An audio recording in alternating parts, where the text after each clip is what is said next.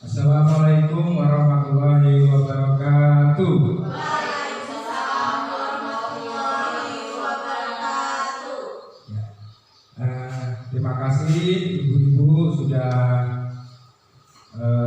menyempatkan diri untuk mengikuti kegiatan yang saya lakukan, yaitu saya akan membahaskan pengetahuan saya atau materi yang sudah saya terima dalam pendidikan guru penggerak angkatan 10, yaitu tentang budaya positif. Kalau kita sudah kenal, saya akan memperkenalkan diri terlebih dahulu.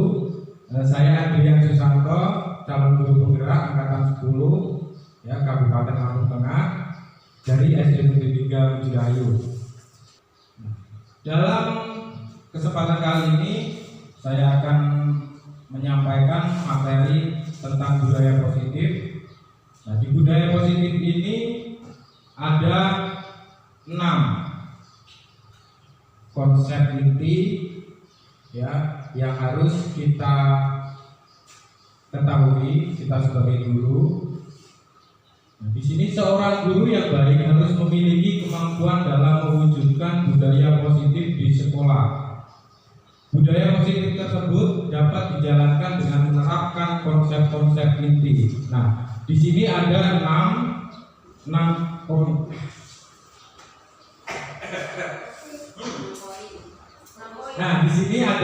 konsep inti. Yang pertama adalah disiplin positif. Kemudian yang kedua, motivasi perilaku manusia. Yang ketiga, keyakinan sekolah atau keyakinan kelas. Kemudian yang keempat, kebutuhan dasar manusia. Yang kelima, posisi kontrol restitusi. Dan yang keenam adalah segitiga restitusi. Nah, dari keenam konsep inti ini nanti akan saya paparkan satu persatu dari masing-masing konsepnya. Nah, tadi yang pertama adalah konsep inti disiplin positif.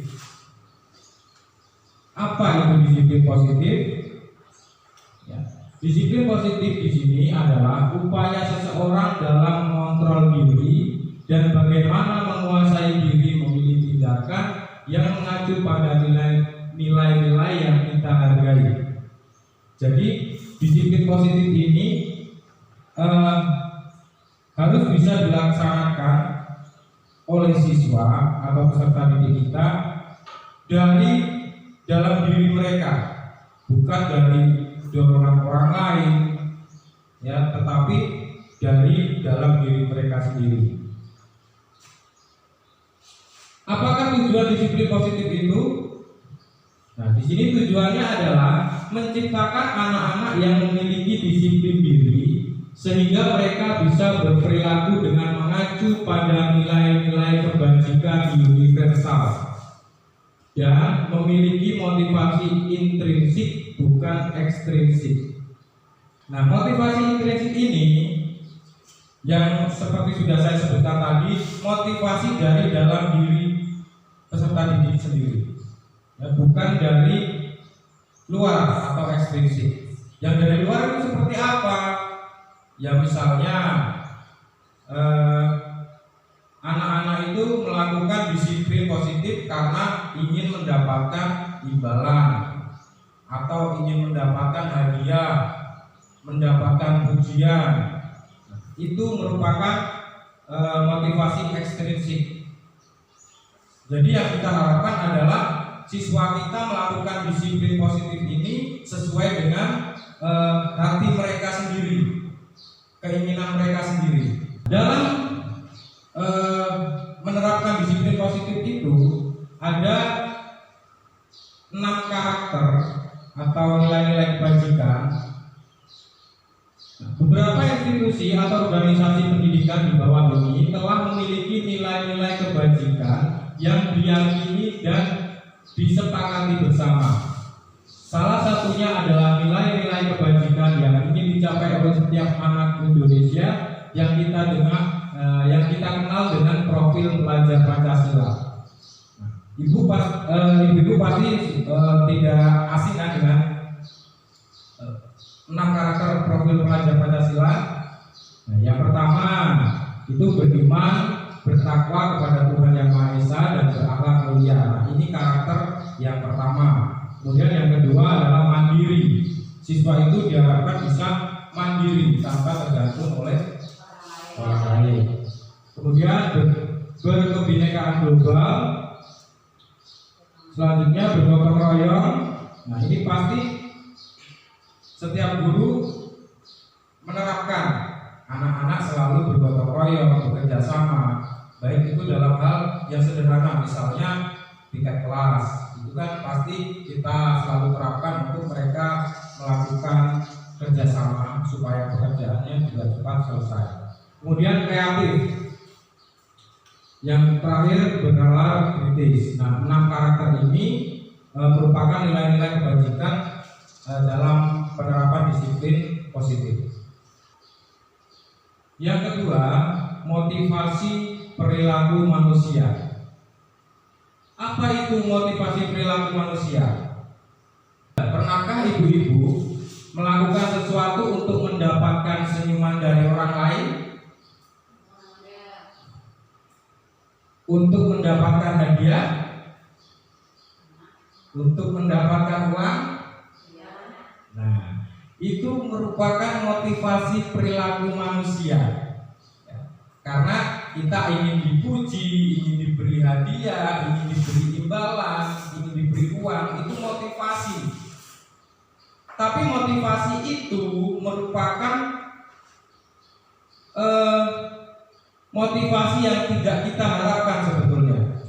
Nah, yang kita harapkan adalah mereka melakukan sesuatu itu atas dorongan dari diri mereka, bukan dorongan dari luar. Untuk motivasi perilaku manusia yang pertama itu adalah untuk menghindari ketidaknyamanan atau hukuman. Nah, biasanya anak-anak kita kan kalau dia melakukan sesuatu yang baik, itu mereka untuk menghindari hukuman. Misalnya seperti saat upacara, kita ada peraturan kalau tidak memakai atribut lengkap, topi, dasi, ikat pinggang, sepatu warna hitam, mereka harus berdiri sendiri, ya, berdiri sendiri di luar barisan dari teman-temannya. Nah, anak-anak itu pasti memakai atribut lengkap saat upacara. Mereka tujuannya supaya apa? Supaya tidak dihukum, betul. Nah, jadi motivasi yang pertama ini adalah tingkatan terendah dari motivasi perilaku manusia. Motivasi yang paling rendah ini, karena mereka takut dihukum. Kemudian yang kedua, untuk mendapatkan imbalan atau penghargaan dari orang lain. Nah, ini di sini orang melakukan sesuatu untuk mendapatkan hadiah, pengakuan atau imbalan. Nah, motivasi ini juga bersifat eksternal. Tadi sudah saya singgung pada sebelumnya. Motivasi eksternal ini yaitu tadi anak ingin mendapatkan imbalan, ingin mendapatkan pujian dari gurunya. Saya mau nyapulah kelas supaya dipuji oleh gurunya. Saya mau berangkat pagi supaya dipuji oleh gurunya. Itu merupakan sebuah motivasi perilaku manusia untuk mendapatkan imbalan atau penghargaan dari orang lain. Itu tingkatan yang kedua. Nah, kemudian yang selanjutnya, untuk menjadi orang yang mereka inginkan dan menghargai diri sendiri dengan nilai-nilai yang mereka percaya. Nah, motivasi perilaku yang ketiga ini adalah motivasi impian kita sebagai guru, supaya anak-anak itu bisa menghargai diri mereka sendiri. Ini adalah motivasi yang akan membuat seseorang memiliki disiplin positif karena motivasi berperilakunya bersifat internal, dorongan dari diri mereka sendiri, bukan dari luar. Yang ketiga, keyakinan sekolah atau kelas. Target dari pembuatan keyakinan sekolah atau keyakinan kelas ini adalah seluruh warga sekolah, baik guru ataupun peserta didik. Bagaimana membuat keyakinan sekolah atau keyakinan kelas? Membuat keyakinan kelas atau keyakinan sekolah. Nah, ini yang akan kita bahas, yang akan saya bahas dulu, yang keyakinan kelas. Keyakinan kelas itu saat kita akan membuat keyakinan kelas atau menyepakati keyakinan kelas di kelas masing-masing, itu kita berperan sebagai fasilitator saja. Kenapa kok gurunya sebagai fasilitator? Karena keyakinan kelas ini akan sepenuhnya dilakukan oleh siswa. Maka siswa-siswa kita lah yang harus membuat keyakinan kelas itu sendiri. Bagaimana caranya? Anak-anak atau peserta didik kita ajak bermusyawarah untuk membuat keyakinan kelas ini. Dalam pembuatan keyakinan kelas itu ada ketentuannya. Nah, ketentuan yang pertama, keyakinan kelas bersifat lebih abstrak daripada peraturan yang lebih rinci dan konkret. Kemudian ketentuan yang kedua, keyakinan kelas itu berupa pernyataan-pernyataan universal. Yang ketiga, pernyataan keyakinan kelas senantiasa dibuat dalam bentuk positif. Nah, ini biasanya kalau dalam peraturan tidak boleh membuang sampah sembarangan. Itu merupakan kalimat positif atau kalimat negatif itu? Kalimat negatif, karena ada kata tidak boleh. Itu merupakan kalimat negatif. Seharusnya membuang sampah pada tempatnya. Nah, itu merupakan kalimat positif. Jadi dalam membuat keyakinan kelas itu harus menggunakan kalimat positif, tidak boleh menggunakan kalimat negatif. Tidak boleh, dilarang, itu merupakan kalimat negatif.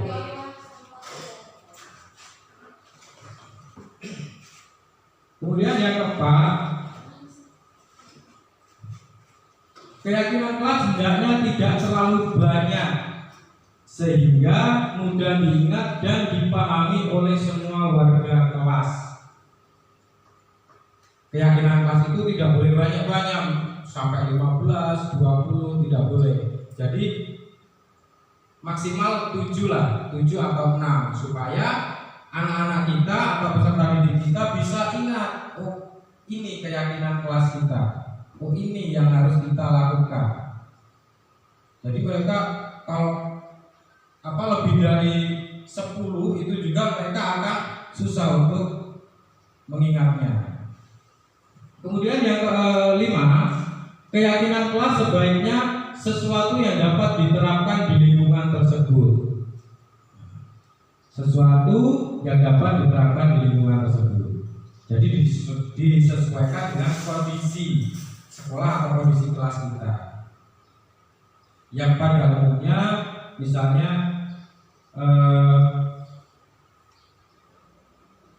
membuang sampah pada tempatnya, kemudian mengikuti kegiatan belajar dengan tertib, masuk kelas berbaris sebelum masuk kelas, berdoa sebelum dan sesudah belajar.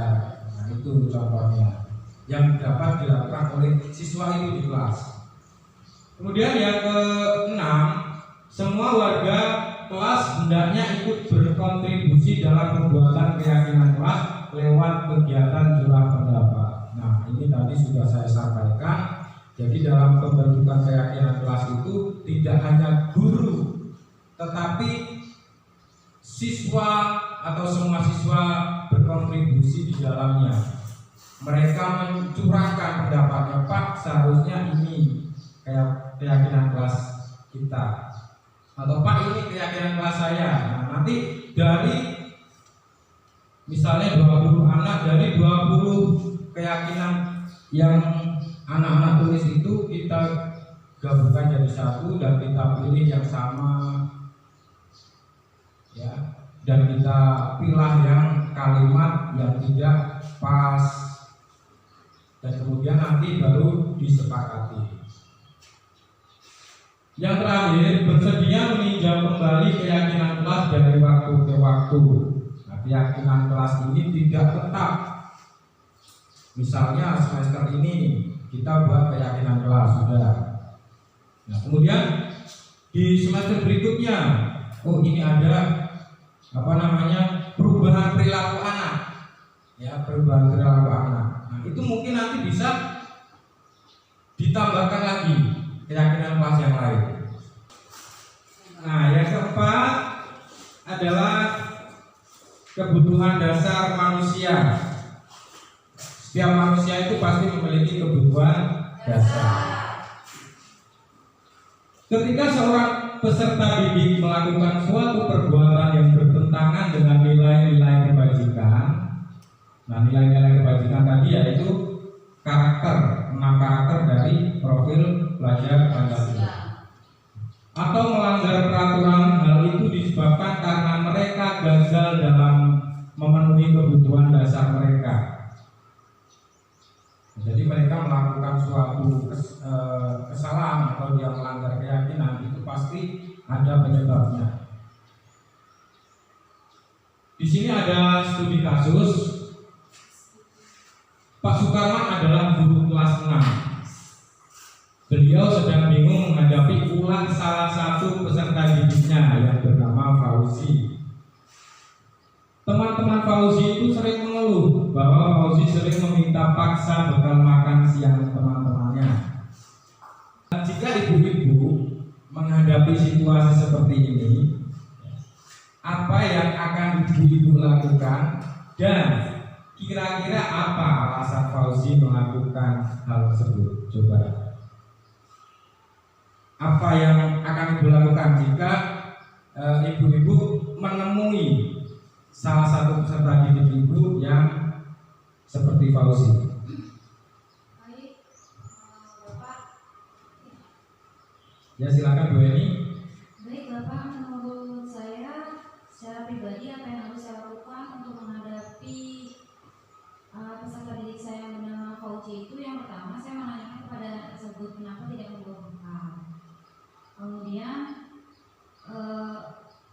setelah mengetahui sebabnya, alasannya apa, kemudian saya akan memberi pengarahan kepada anak-anak yang lain bahwa apa salahnya kita berbagi gitu kan. Jadi tidak perlu Fauzi itu sampai memaksa gitu. Jadi lebih baik kita memberi daripada kita meminta gitu sih. Jadi aku melakukan pendekatan dari Fauzi sama teman-teman. Terima kasih. Terima kasih Bu Eni. Tepuk tangan dulu untuk Ibu Eni. Nah, jadi jawaban Ibu Eni adalah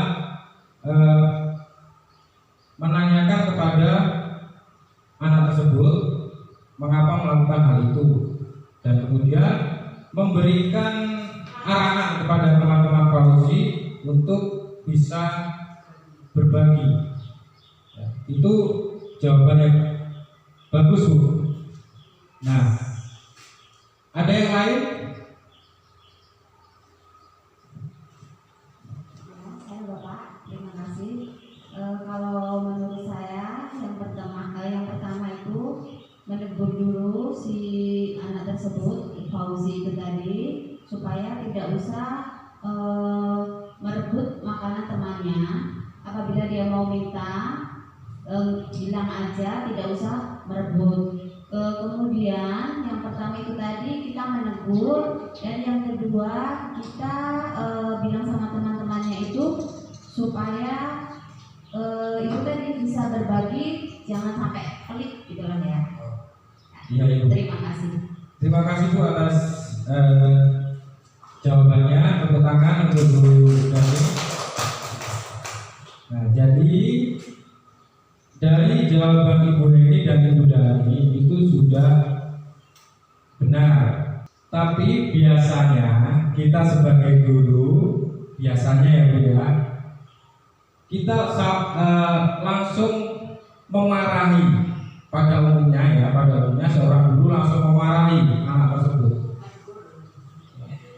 Kenapa kamu kok selalu minta makanan temanmu? Nah, biasanya seperti itu.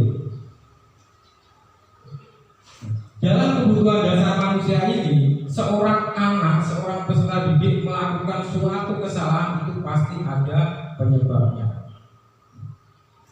Selanjutnya kita akan membahas 5 kebutuhan dasar manusia yang menjadi penyebab dari perilaku seorang peserta didik atau perilaku manusia.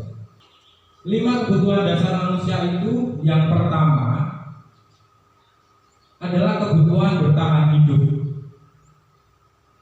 Tadi seperti yang kasus Fauzi, mungkin si Fauzi ini ingin memenuhi kebutuhan dasarnya yang pertama, bertahan hidup. Bertahan hidup itu yang bisa makan, minum, tempat tinggal, itu merupakan kebutuhan bertahan hidup. Kenapa Fauzi meminta bekal secara paksa kepada teman-temannya? Karena dia lapar, ya mungkin lapar karena dari rumah belum sarapan, nggak dapat sangu. Nah akhirnya dia meminta bekal teman-temannya secara paksa. Selanjutnya kebutuhan yang kedua, kasih sayang dan rasa diterima. Kebutuhan untuk diterima ini adalah kebutuhan, misalnya seorang anak ingin menunjukkan bahwa anak itu sebenarnya ada di kelas itu, tapi teman-teman atau guru yang lain menganggap bahwa anak itu tidak ada. Karena apa? Karena perilakunya yang memang mungkin sebelumnya terkenal dengan anak yang kalau kata teman-temannya nakal. Nah itu bisa menjadi penyebabnya. Kemudian kebutuhan yang ketiga, penguasaan atau kebutuhan pengakuan atas kemampuan. Sebelumnya anak-anak atau teman-temannya itu menganggap bahwa salah satu temannya itu tidak memiliki kemampuan sama sekali karena dari perilakunya yang mungkin menyimpang atau sering membuat teman-temannya jengkel. Jadi teman-temannya itu menganggap bahwa anak itu tidak memiliki kemampuan sama sekali, hanya bisa membuat masalah. Biasanya seperti itu. Jadi kita sebagai guru harus bisa mengakui kemampuan dari setiap peserta didik kita. Karena kan setiap anak itu pasti memiliki kemampuan masing-masing sesuai dengan bakat. Ya. Jadi kita harus bisa mengakui kemampuan peserta atau semua peserta didik kita. Jangan sampai ada yang anak ini nggak punya kemampuan, jangan. Jadi kita harus mengakui semua kemampuan peserta didik kita. Kemudian kebutuhan yang keempat, kebebasan atau kebutuhan akan pilihan. Terkadang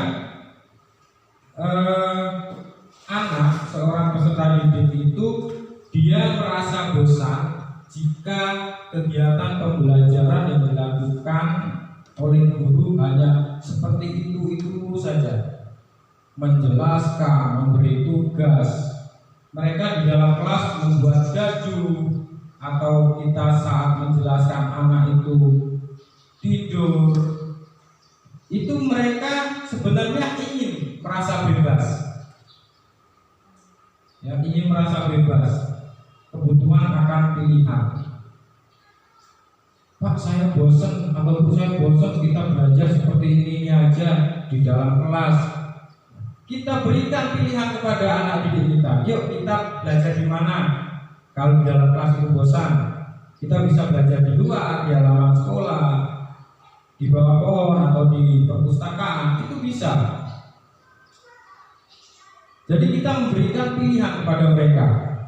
yang membuat peserta didik kita merasa nyaman saat belajar. Kemudian kebutuhan yang terakhir adalah kesenangan. Kebutuhan untuk merasa senang. Kebutuhan untuk merasa senang ini bisa kita lakukan dengan menggunakan berbagai cara atau metode dalam mengajar. Bisa menggunakan. Yang kelima adalah posisi kontrol restitusi.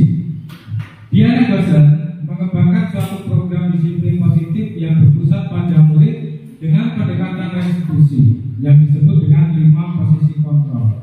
5 posisi kontrol ini adalah yang pertama sebagai penghukum, kemudian yang kedua pembuat merasa bersalah, yang ketiga sebagai teman, yang keempat itu sebagai pemantau, dan yang kelima sebagai manajer. Dari 5 posisi itu akan kita bahas satu persatu. Yang pertama sebagai penghukum. Seorang penghukum bisa menggunakan hukuman fisik maupun verbal. Nah, hukuman fisik itu biasanya saat anak melakukan kesalahan, contohnya kita meminta anak untuk lari keliling lapangan, atau kita mungkin memukul anak. Nah, itu merupakan hukuman verbal, fisik. Merupakan hukuman fisik. Lalu hukuman verbal itu seperti apa? Hukuman verbal itu adalah kata-kata atau kalimat yang kita ucapkan. Contohnya, patuhi aturan saya, kalau tidak awas. Kemudian, kamu selalu saja salah. Selalu, pasti selalu yang terakhir kali selesai. Itu biasanya kata-kata atau kalimat yang sering diucapkan oleh seorang penghukum. Seorang penghukum itu nada suaranya tinggi, bahasa tubuhnya mata melotot, dan jari itu menunjuk atau menghardik. Lalu apa hasil dari posisi sebagai penghukum ini? Anak itu akan merasa sakit hati nantinya. Dia bisa dendam kepada kita atau kepada gurunya. Kalau kita masih dalam bentuk sekolah dasar, itu tidak begitu, dendamnya seorang anak itu tidak begitu fatal, masih batas wajar. Tapi kalau sudah anak SMP atau SMA, itu biasanya ya mereka bisa berpikir lebih jauh. Awas ini ibu ini nanti saya cegat di jalan. Seperti itu. Jadi posisi sebagai penghukum ini adalah posisi yang paling terendah bagi seorang guru. Kemudian posisi yang kedua, posisi sebagai pembuat merasa bersalah. Pembuat merasa bersalah ini akan menggunakan keheningan yang membuat orang lain merasa tidak nyaman, bersalah, atau rendah diri. Kata-kata yang keluar dari seorang guru yang memposisikan diri sebagai pembuat merasa bersalah itu biasanya, ibu sangat kecewa sekali dengan kamu, atau berapa kali bapak harus memberitahu kamu ya. Gimana coba kalau orang tua kamu tahu kamu berbuat seperti ini? Nah, itu merupakan contoh dari kalimat yang biasanya diucapkan. Lalu apa akibat atau hasil dari pembuat merasa bersalah ini? Murid akan merasa bersalah telah mengecewakan ibu atau bapak gurunya. Jadi anak itu nanti akan merasa gagal, dan tidak sanggup membahagiakan orang lain. Nah, itu hasil yang timbul dari sikap sebagai pembuat merasa bersalah. Selanjutnya adalah posisi sebagai teman. Guru di posisi teman menggunakan hubungan baik dan humor untuk mempengaruhi seseorang. Jadi kita memposisikan diri itu sebagai teman kita anggap murid-murid kita ini sebagai teman. Kata-kata yang biasanya atau sering diucapkan itu ayolah bantu atau ayo bantulah demi Bapak ya. Kemudian ayo ingat tidak bantuan Bapak selama ini. Ya sudah, kali ini tidak apa-apa. Nanti Ibu akan bantu bereskan. Itu merupakan contoh kata-kata yang diucapkan guru yang memposisikan diri sebagai teman. Posisi sebagai teman ini, bagaimana ciri-cirinya? Nada suaranya itu ramah, kemudian akrab dan bercanda, seperti layaknya teman, ya, teman seusianya. Kemudian bahasa tubuhnya bagaimana? Merapat pada murid, mata dan senyum itu jelaka. Jadi kita seolah-olah ngobrol dengan teman, padahal kita ngobrol dengan murid kita. Posisi sebagai teman ini ada dampak positifnya dan ada dampak negatifnya. Apa dampak positifnya? Murid akan dampak positifnya, murid akan merasa senang dan akrab dengan guru. Itu dampak positifnya. Lalu apa dampak negatifnya? Dampak negatifnya itu murid akan menjadi tergantung dengan kita atau dengan guru yang memposisikan diri sebagai teman. Selanjutnya, posisi sebagai pemantau. Memantau berarti mengawasi. Pada saat kita mengawasi, kita bertanggung jawab atas perilaku orang-orang yang kita awasi. Sebagai seseorang yang menjalankan posisi pemantau, pertanyaan yang diajukan seorang pemantau adalah sebagai berikut. Peraturannya apa? Kemudian apa yang telah kamu lakukan? Sanksi atau konsekuensi apa dari perilaku yang kamu lakukan itu? Biasanya posisi sebagai pemantau ini kalau dalam tingkatan SMP atau SMA itu adalah guru bimbingan konseling. Jadi seorang guru itu melakukan komunikasi dengan siswa yang melakukan pelanggaran itu. Kemudian di akhir seorang guru itu akan bertanya, apa sanksi atau konsekuensi dari perilaku kamu ini? Biasanya kalau dalam peraturan itu jika melanggar peraturan pasti ada konsekuensi. Anak juga akan tahu, oh kalau saya terlambat, saya akan tinggal kelas dulu selama berapa menit sampai tugas bisa diselesaikan. Nah biasanya seperti itu. Seorang pemantau itu nada suaranya datar, bahasa tubuh formal. Kemudian hasilnya apa? Murid memahami konsekuensi yang harus dijalankan karena telah melanggar salah satu peraturan sekolah. Seperti tadi yang sudah saya sampaikan, jika anak itu terlambat selama 15 menit, konsekuensinya apa? Anak tersebut akan tinggal kelas dulu selama 15 menit. Setelah tugas selesai, baru bisa istirahat atau bisa pulang.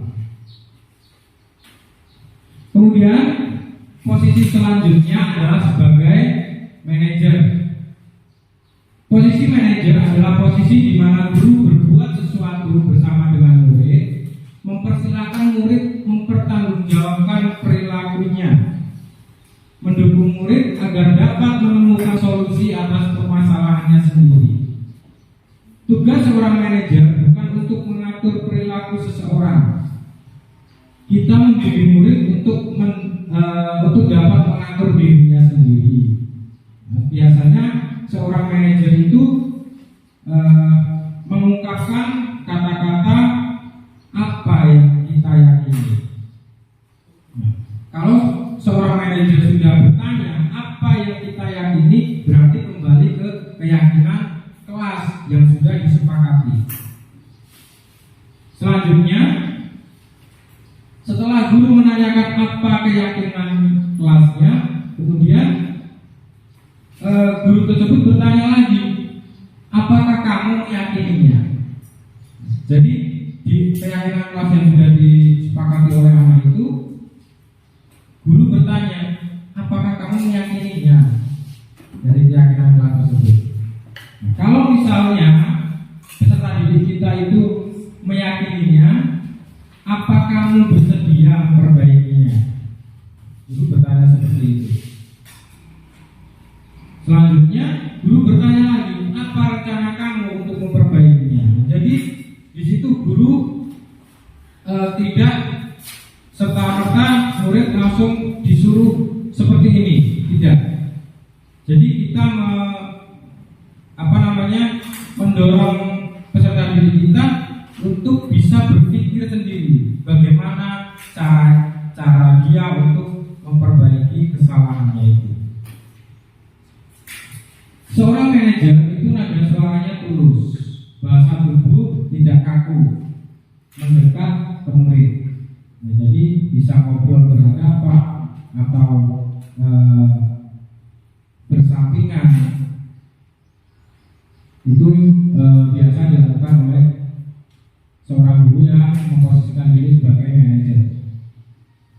Pada posisi manajer, maka seorang guru sebaiknya tulus, tidak perlu marah, tidak perlu meninggikan suara, apalagi menunjuk-nunjuk ke murid. Tadi yang menunjuk-nunjuk itu posisi yang mana, Bu? Yang menunjuk-nunjuk siswa itu posisi yang mana? Iya, sebagai penghukum. Tapi untuk posisi sebagai manajer itu kita tidak boleh menunjuk-nunjuk. Kita berbicara lembut, ya. Kemudian kita dorong siswa kita untuk berpikir bagaimana caranya untuk memperbaiki kesalahannya itu. Pada posisi manajer, guru akan mengembalikan tanggung jawab pada murid untuk mencari jalan keluar dari permasalahannya. Tapi tentu dengan bimbingan guru. Peserta didik kita inilah yang akan berpikir bagaimana cara mempertanggungjawabkan perilakunya tersebut. Nah, yang terakhir adalah segitiga restitusi. Segitiga restitusi ini ada 3 tahapan, Ibu-ibu. Yang pertama adalah menstabilkan identitas. Kemudian yang kedua, validasi tindakan yang salah. Kemudian yang ketiga, menanyakan keyakinan. Nah, dari 3 tahapan ini akan kita bahas satu persatu. Untuk tahap yang pertama adalah menstabilkan identitas. Bagian dasar segitiga ini bertujuan untuk mengubah identitas anak dari orang yang gagal karena melakukan kesalahan menjadi orang yang sukses. Dalam tahap ini seorang guru mengatakan kalimat-kalimat contohnya sebagai berikut. Berbuat baik, berbuat salah itu tidak apa-apa. Biasanya ya seperti itu. Kita suaranya lembut. Kemudian tidak ada manusia yang sempurna. Bapak pun pernah melakukan kesalahan seperti itu. Suara yang kita sampaikan itu lembut. Kemudian kita bisa menyelesaikan ini. Bapak tidak tertarik mencari siapa yang salah, tapi Bapak ingin mencari solusi dari permasalahan ini. Jadi untuk menstabilkan identitas ini, kita akan membuat peserta didik kita yang melakukan kesalahan itu merasa nyaman, merasa bahwa dia bisa untuk menyelesaikan permasalahannya itu. Kemudian yang kedua adalah validasi tindakan yang salah. Setiap tindakan kita dilakukan dengan satu tujuan, yaitu memenuhi kebutuhan dasar. Nah, kebutuhan dasar manusia tadi. Kalau kita memahami kebutuhan dasar apa yang mendasari sebuah tindakan, kita akan bisa menemukan cara-cara paling efektif untuk memenuhi kebutuhan tersebut. Dalam tahap ini, kita bisa mengungkapkan kalimat-kalimat, padahal kamu bisa melakukan yang lebih buruk dari ini ya. Atau kamu pasti punya alasan mengapa melakukan hal itu. Atau kalimat yang lain, kamu patut bangga pada dirimu sendiri karena kamu telah melindungi sesuatu yang penting buatmu. Kalimat-kalimat itu digunakan sebagai penentu kita untuk menentukan cara yang paling efektif untuk menyelesaikan masalah yang dihadapi peserta didik. Kemudian yang terakhir adalah menanyakan keyakinan. Teori kontrol menyatakan bahwa kita pada dasarnya termotivasi secara internal. Termotivasi secara internal itu seperti apa, Bu? Ya, termotivasi secara internal itu adalah motivasi dari dalam diri kita, bukan dari orang lain atau dari imbalan atau pujian, tetapi secara internal, motivasi dari dalam diri sendiri. Ketika identitas sukses telah tercapai, langkah pertama tadi kan menstabilkan identitas. Nah, kalau dalam langkah pertama ini sudah sukses, kemudian kita melangkah lagi ke langkah yang kedua, yaitu memvalidasi tindakan yang salah. Setelah kedua tahapan ini sukses kita laksanakan atau kita lakukan, maka anak akan siap untuk dihubungkan dengan nilai-nilai yang dia percaya. Nilai-nilai itu seperti apa ya? Nilai kebajikan tadi atau keyakinan kelas tadi. Lalu dalam menanyakan keyakinan ini, pertanyaan-pertanyaan yang dapat kita sampaikan itu seperti apa? Contohnya, apa yang kita percaya sebagai kelas atau keluarga? Kemudian, apa nilai-nilai umum yang kita telah sepakati? Jadi, kita menanyakan kesepakatan kelas yang sudah disepakati itu pada siswa. Lalu, apa bayangan kita tentang kelas yang ideal? Atau kamu mau jadi orang yang seperti apa? Jadi dari menanyakan keyakinan ini nanti akan tercipta suatu cara yang efektif yang keluar dari pemikiran peserta didik itu sendiri. Misalnya ada kasus seorang anak atau seorang peserta didik itu dia untuk saat upacara bendera dia tidak memakai atribut lengkap. Kita tidak boleh langsung menyuruh anak itu untuk berdiri sendiri atau baris sendiri, itu tidak boleh. Biarkan dia ikut upacara dulu. Nah, setelah itu baru kita panggil anak itu bicara empat mata. Yang pertama, tanyakan stabilkan dulu identitasnya. Jadi seperti ini. Ya sudah,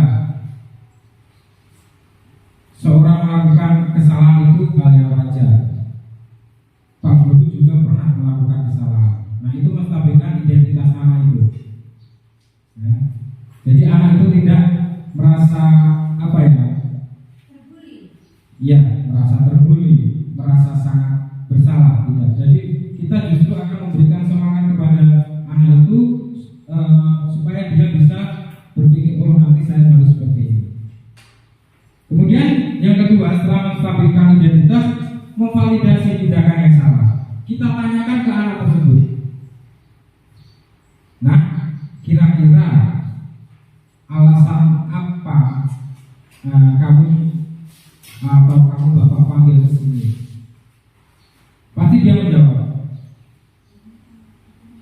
ya Pak, tadi saya tidak memakai atribut lengkap, atau mungkin bisa saja dia tidak tahu Pak, kenapa saya dipanggil ke sini. Kalau anak itu menjawab tidak tahu, baru kita jelaskan. Nah, tadi saat upacara Pak Guru perhatikan kamu tidak memakai atribut lengkap, baru kita sampaikan. Memvalidasi tindakan yang salah. Jadi kita menanyakan apa kesalahan anak didik kita. Kemudian langkah yang terakhir adalah menanyakan keyakinan. Contohnya, nah kira-kira keyakinan kelas apa yang sudah kamu langgar? Misalnya seperti itu. Jadi anak mencoba untuk mengingat keyakinan kelas apa. Misalnya contohnya berpakaian rapi dan lengkap misalnya, atau tentang disiplin. Kalau anak sudah menjawab keyakinan kelas itu, maka kita bantu lagi. Lalu bagaimana cara kamu untuk memperbaiki kesalahanmu? Jadi kita tanyakan ke anak seperti itu. Nanti pasti anak menjawab, iya Pak, besok saya akan mempersiapkan perlengkapan sekolah saya pada malam hari, atau saya akan mempersiapkan peralatan saya setelah saya selesai belajar. Nah itu, jadi anak akan berpikir bagaimana cara dia untuk memperbaiki kesalahan yang sudah dia lakukan. Jadi bukan kita sebagai guru yang, nak kamu harus ini, kamu harus ini. Jadi buat anak itu bisa berpikir bagaimana cara dia untuk menyelesaikan permasalahan yang dia hadapi. Nah, jadi itu contoh penerapan segitiga restitusi kita sebagai guru. Dan saya berharap ibu-ibu guru ini bisa melakukan konsep inti yang terakhir, yaitu segitiga restitusi ini, supaya peserta didik kita bisa menyelesaikan permasalahan mereka sendiri tanpa kita harus mengaturnya. Demikianlah penjelasan dari saya tentang budaya positif. Semoga kita sebagai guru dapat melayani peserta didik kita dengan kebutuhan mereka dan selalu berpihak kepada murid. Terima kasih, salam dan bahagia. Saya akhiri, wassalamualaikum warahmatullahi wabarakatuh.